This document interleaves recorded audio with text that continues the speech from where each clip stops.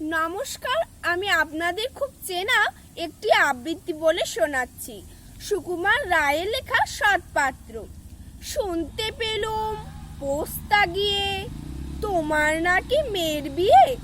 গঙ্গারামকে পাত্র পেলে, জানতে চাও সে কেমন ছেলে? মন্দ নয়, সে পাত্র ভালো, রং যদিও বেজায় কালো। তার উপরে মুখের গঠন অনেকটা ঠিক পেঁচার মতন।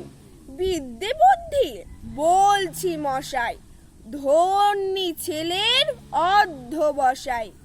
19টি বার ম্যাট্রিকে সে ঘায়েল হয়ে থামলো শেষে। বিষয় আশায় গরিব বেজায়, কষ্টে সৃষ্টে দিন চলে যায়।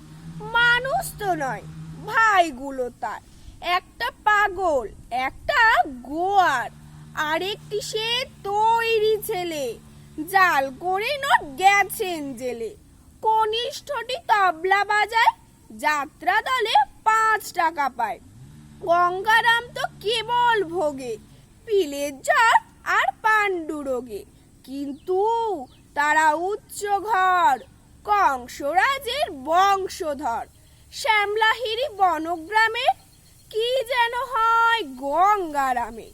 যা হোক, এবার পাত্র পেলে, এমন কি আর মন্দ ছেলে। নমস্কার।